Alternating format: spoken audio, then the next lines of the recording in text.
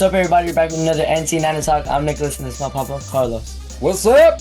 Niners 30, Dallas Cowboys 24. Niners win it in Levi's Stadium. A little closer than it should have been. The Cowboys almost pulled off a miracle, 27-10. They almost came back, but Niners pull out with the win. What do you think about this? Hey man, we started kind of slow in the beginning. 6 points, a lot of penalties in the first half, a couple of missed throws here and there. Overall, win's a win. I'll take it. And then we just kind of turned it up on in the third quarter, 21 points.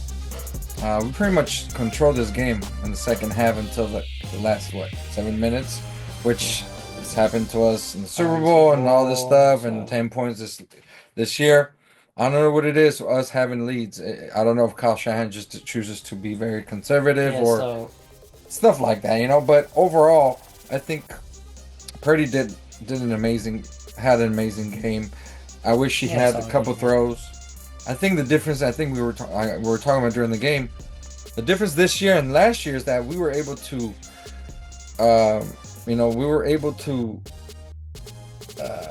make those important plays, those third downs, third and long, the fourth downs. Like today, he had a fourth down and he missed Debo wide open. He threw it right behind him. Yeah, and it like hit Debo's hands, but it was not catchable. He put it so behind him. And fourth quarter blown leads, Niners. It's by winning by 10. They have blown 2 this year. The whole NFL has 2. The whole NFL has 2, and Niners have 2 by themselves. So there's 4, and Niners have 2 of them. That's just, it's unacceptable. They almost had another one. So they just weren't in a great spot at the end. But they came out with the dub. They're 4-4 now. They're 500, second in the NFC West. They just got to stay afloat in that division because it's not that good this season. And which is good for us. Exactly. So win these, important games that you gotta win. You gotta win these games. You're up 17 points. So if they lost this game, it would have been all bad going into the bye week. So we're 4-4. We could have had 2 other games that we should have won. So they would have been 6-2. They could be 6-2 right now and looked up as one of the best teams in the league. But injuries has hurt us. It's hurt the whole NFL, but we're the number 1 team with our injuries. Yeah. Talking about our all pros, and we're talking about the defense, offense, especially in the very important positions like wide receivers and like their elite players. Like Ayuk is out for the season now. CMC, the best offense player in the league. Juwan Jennings is out. Debo's battling injuries. Fonga was out. Javon Hargrave, Greenlaw. It's just these players are banged up, but it's the bye week now. They get to rest, and players are about to come back like CMC. I hope he comes back. That would be nice, but it all depends on how he feels. Because tendonitis, Achilles tendonitis, you never know. But Dre Greenlaw can come back.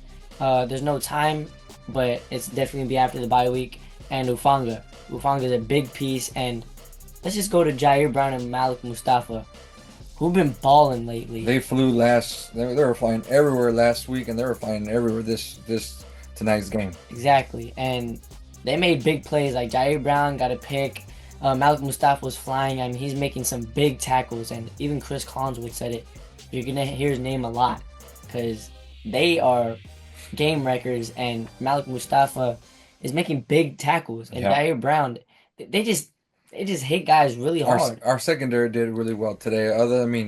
They gave Lamb 146 yards. Well, everything was coming at him, and we were kind of playing off. And then those 2 touchdowns were kind of at the end, kind of like miscommunication on our defense. But overall, they kept them in check. Overall, right?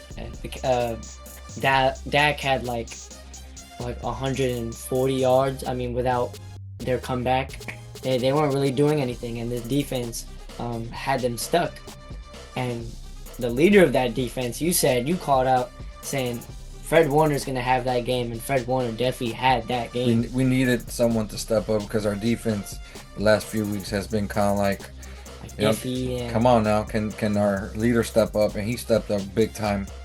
He was everywhere, and I'm not surprised. I just need to see it.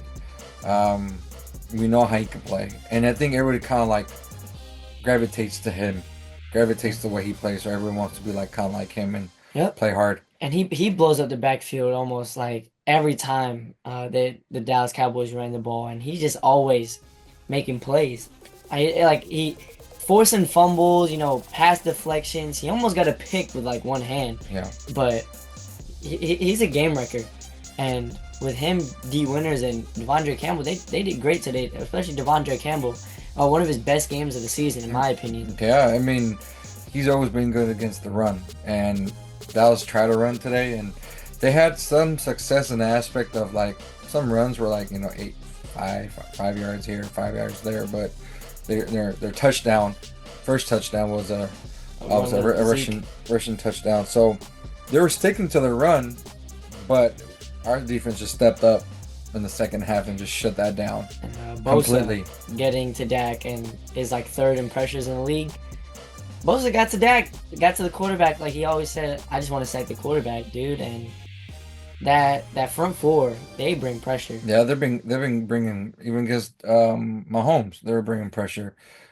It's just today we had to win this game. We had to have it, and luckily they, closed the show.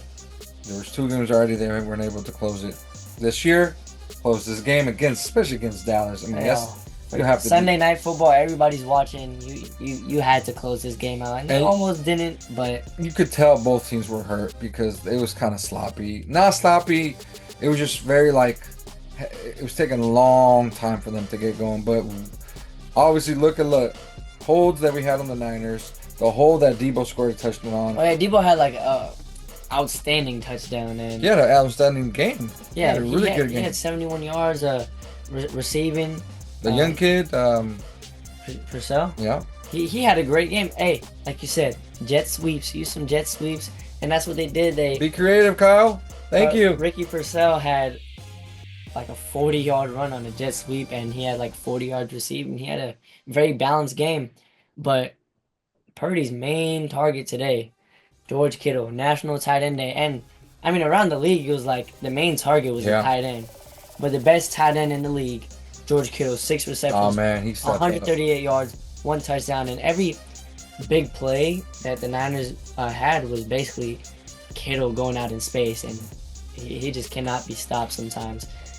And I say sometimes because Kyle Shanahan doesn't scheme him to get the ball sometimes. Oh, well, Kyle schemed them really well today to get him open. He was using a lot of motion, which, that's their bread and butter. Bread and butter. Motion to see where the defense is going. Today, they had 6 in the box. Yeah, Niners actually were protecting really well overall, except for one of the plays at the end of the game, almost near the end of the game.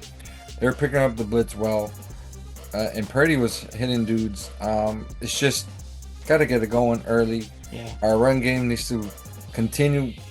I mean, it's going to open up the passing lanes. Yeah. And it did that today. Jordan Mason, though, came out with an injury with his shoulder. But like Kyle Shanahan said at halftime, next man up. And next man up was Isaac Guerrero. Isaac Guerrero had a great game. Had 85 yards. And his first career touchdown. Sealed the game. People are going to call him Ziploc now, how he seals the game. But he's a tough runner. He's a tough runner, and it sucks to Elijah Mitchell all those years, in like 2021, 2022, on how important he was to this run game, and now players like Jordan Mason and Isaac Guerrero are coming in, and they're just great players. They're studs, and with Jordan Mason out, Isaac Guerrero definitely stepped up at bat and took the challenge. Say Jordan Mason doesn't play in the next few weeks because he's injured, right? Guerrero's a good 1-2 punch with McCaffrey. Oh my god! Because McCaffrey is speed, and then Guerrero's all power, just like Jordan Mason, just like him. But and Guerrero makes great cuts, and he's just getting in rhythm. He's a rookie, so the more comfortable he gets, the worse it'll be for the defense. Yeah. And even if CMC doesn't come back, which I hope he comes back week 10 against the Tampa Bay Buccaneers. We're going to have that preview. Special guest, So stay tuned for that. But we're gonna talk about that later. But they have Patrick Taylor, who in the Seahawks game, he showed some bright spots. He kind of played a few times today too. He's a big boy. Yeah, he's He big. puts his pad down. Yeah, exactly. And these guys are hard runners. Yep. And if CMC is not able to play, and Jordan Mason, it's still lingering, they still got some running backs that they could use. And I mean, obviously you have Debo as one of the best weapons in the league. So. We got to continue being creative. Kyle, please keep continuing being creative to your ball players. I seen today a couple plays that you haven't used all year, which is great on the run play, passing play. You know, it was nice to see that. Remember we talked about Purdy's a timing quarterback, Yep. and he showed that today again. And it was on a 3rd and 7. It was a clutch 3rd and 7 to Ricky Pearsall. He was barely turning around the balls already in his face. Yeah. So he's gonna get more reps for the next couple weeks. Oh yeah. Everybody else is gonna get more reps. Everybody's gonna be in sync. Hopefully McCaffrey, if he doesn't, it's okay. But suppose he's coming back after the bye week. So great way to get into the bye week because our division's not that great. We're 4-4. We're exactly where probably with all the injuries, it's where we want to be. Yeah. At 500. 500 tied for first place in the division, and you're going into the bye week, which players are resting and players are coming back from injury. Like, this is what you want. And for the past few years, they've been a second half of the season type of team. Yeah. And it's not like, okay, they won like 2 more games. Like, they went on hot streaks, like 10 games in a row, 7 games in a row. Like, adversity is, I mean, all this adversity, all these injuries, they're exactly where they want to be. exactly. And Let's do it. I'm Niners. Let's see if they make a mid-season push to be that team that we've been watching for so many years.